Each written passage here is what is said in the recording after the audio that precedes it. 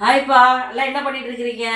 சமைச்சிட்டிங்களா? சாப்பிட்டீங்களா? சாப்பிட்டுருந்தா கமெண்ட்ல சொல்லுங்க. வாங்க இன்னைக்கு அம்மா வீட்டில் என்ன சாப்பாடுன்னு பார்க்கலாம். பாருங்க, சுட சுட ஆவி பறக்க சாப்பாடு தயாரா இருக்கிறது.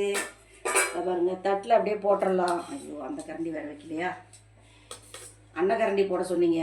அப்போ இந்த ஒருத்தர் ரெண்டு பேர்த்துக்கு போடுற மாதிரியே எனக்கு அந்த ஒரு ஃபீலிங் வந்துருக்குப்பா. அதனால் அதிலே போட்டேன். தட்டில் சாப்பாடு போட்டாச்சு.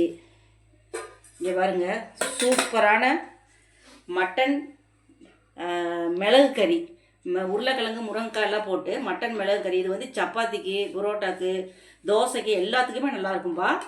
பாருங்க, தட்டில் அப்படியே தூக்கி போடுறேன் பாருங்க. மிளகு கறி அப்படியே தூக்கி இப்படி வச்சிடலாம்.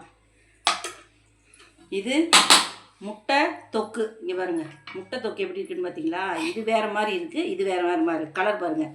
இது வந்து மிளகு கசகசா இதெல்லாம் அரைச்சி போட்டு இது ஒரு நாளைக்கு ரெசிபி போடுறோம்பா. இது வந்து முட்டை தொக்குங்கிறது. இது தக்காளி வெங்காயம்லாம் போட்டு வணங்கி இது ஒரு மாடலாக செய்கிறது. சூப்பராக இருக்கும். 2 ரெசிபி நான் போடுறேன். இன்றைக்கி எங்கள் மருமக கடைக்கு போயிடுச்சுப்பா, அதனால் போட முடியல. இந்த பாருங்கள், முட்டை மசாலா வச்சிடலாம்.